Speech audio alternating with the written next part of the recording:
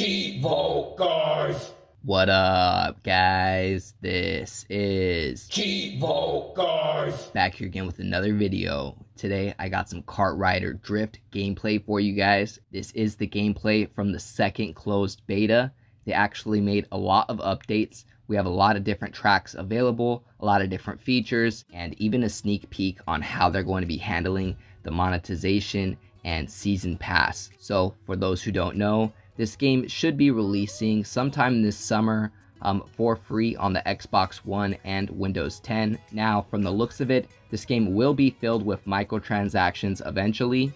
It does give you an idea of the tiers and the season pass, the free route and the paid route. We just don't have any details on the cost of anything specifically yet, because in this new closed beta, they actually will give you the premium racing pass for free. That's eventually going to cost money. I'm not too sure how much it's going to cost quite yet, but it does give you some advantages. While upgrading, you get some extra cosmetics and things like that. You can either create a custom match or join a random match online. There's two different types of races. We have item races, which is your traditional kart racing with items and weapons.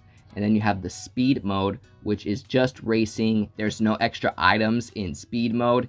It's purely racing. The only item that you can use is boost. In speed mode, you want to try and prioritize your drifting mechanic, because as with most kart racing games, as you drift, you gain boost. Now, in the latest beta update, they added a single player tab. It looks like we have the racing school option. This is where we can work on fine-tuning our skills. We have a couple different categories of lessons. We have the entry-level lessons, which are going to be the tutorial lessons.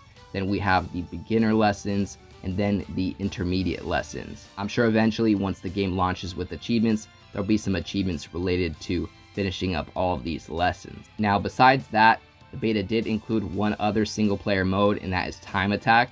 And it looks like we actually have 16 different tracks available in this beta. That surprised me. That's quite a lot of tracks for a beta. So when you play online, it plays a random track. You don't get to choose it. However, if you're playing single player and you're just playing, time trial, you can go ahead and start up any track you want. And it shows the difficulty of the track on the upper left-hand side of the screen. It's represented by the stars. So if it's 5-star difficulty, it's, going to be a super difficult track, versus a 1-star is going to be a beginner course. So you may want to practice on a course like that before you jump in online, because online is pretty competitive. However, I gotta admit, the game has pretty good balancing. If you're in last place, it'll give you pretty good items, like a bunch of nitrous boosting and items that will really help you catch up, versus if you're in first place, it doesn't really give you the best items, because it wants to keep the game interesting and keep everybody even online. Alright, now that we got a little look at all 16 tracks, let's go ahead and check out the next tab. The next tab is the garage tab. They did have this area included in the last beta, however, they have expanded it just a bit. So we have the 3 characters that were included in the last beta. However, this beta added one more character. This character is Diz. This resourceful gal is fast as Dow and twice as crafty. She's pretty cute, but I like Brody. Brody is the character that I went with in the last beta. Now, as I mentioned before, guys, get ready for some microtransactions, at least in terms of cosmetics. I don't think any of the microtransactions will affect the gameplay at all. Just, the way that your kart rider looks, the emotes, things like that.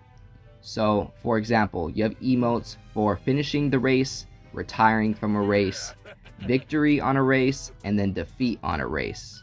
So, by default, you pretty much have like a victory emote and a sad emote.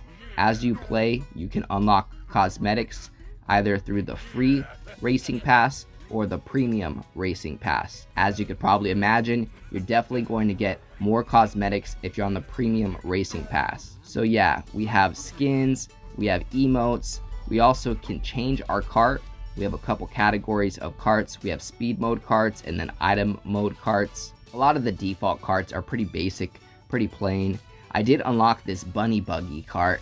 I think this is for playing in the second closed beta, so that's pretty cool. I got that. But for now, I'm just going to go ahead and select a basic car, guys. Now, we have a couple different options in terms of customization on the karts as well. We can change the wheels. We can also change the boosters, which is definitely going to remind you of, first and foremost, Rocket League, because they were the first one to, put that as a customization option. And then most recently, Bleeding Edge does that with the boards. And then finally, yeah, you can change the license plate. And then eventually, I think on some of these carts, you'll be able to change the paint job. It doesn't let me change the paint job right now. And then the next tab is going to be the Racing Pass tab. This is what I was talking about earlier, guys. So this is a quick preview on what to expect in terms of the differences between the free-to-play version and the paid version. So the free version, as you can see, only gets rewards every couple tiers, versus the premium Racing Pass receives an item every tier. So to advance in your tiers, you need to collect those gold trophies. As you collect trophies, you will advance in tiers. But once again, the paid for version does not affect the speed of your car or anything like that, just the cosmetics.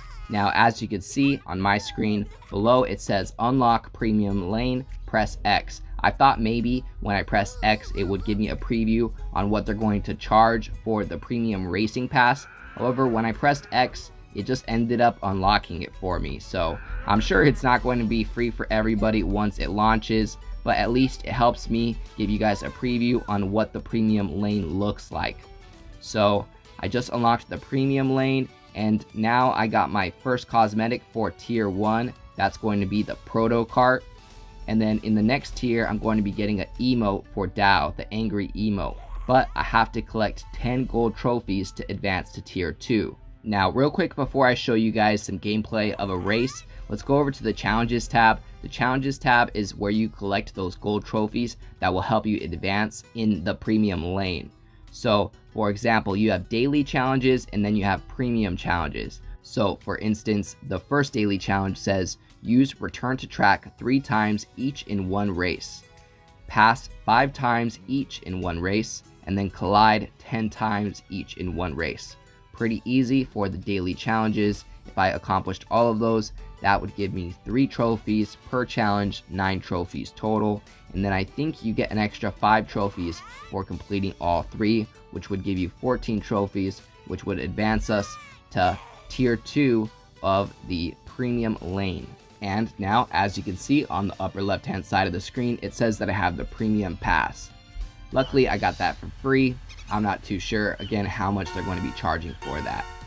Now, you can get a starting boost if you press gas when it says go. It'll say 3, 2, 1, and then go. You want to press gas when it says go for a boosted start.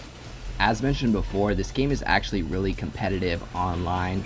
This game was originally released in 2011. It was called Crazy Racing Kart Rider, and it was released in Korea. It was an online PC game released in Korea, so this is really popular with Koreans. I'm sure there's going to be a lot of Korean people that are really happy about this game coming back. They did rebrand it as Kart Rider. It's not Crazy Racing Kart Rider anymore. So yeah, just wanted to give you guys a little history on the game. Besides that, as mentioned before, it is competitive online, so if you happen to get first place in a race, mad props to you. The good thing is that you're not necessarily playing solo all the time. Sometimes you're playing duel, so you have 2 players. Sometimes you're playing with 3 players on your team, and then sometimes you're playing with 4 players on your team. In this instance, this race is 4v3. I think somebody dropped out, but I'm on the red team, and ultimately I do want to get first place. But as long as the red team does better than the blue team, then our team will win and we will get the W. Now, in terms of the controls, the drifting is pretty specific to this game. I haven't really played any games that have, a similar feel in drifting. You have to, make sure that you don't hold the drifting button too long, otherwise you'll slide into the wall. It definitely takes some getting used to. But I guess the overall idea of the drifting mechanic is similar to other games. As mentioned before, you drift and you gain boost as you drift. So you want to make sure that you're drifting on corners in effort to, gain boost and ultimately beat the track faster than your opponent. So yeah guys, that's some gameplay of a race in the brand new Kart Rider game. It should be releasing this summer, no official launch date yet, and it should be releasing with achievements, hopefully 1000 gamer score, maybe even more than that as they release some DLC. Probably not likely, but hopefully. Anyway, as always guys, I appreciate you guys tuning in. If you enjoyed this video, please leave a comment and don't forget to like and subscribe.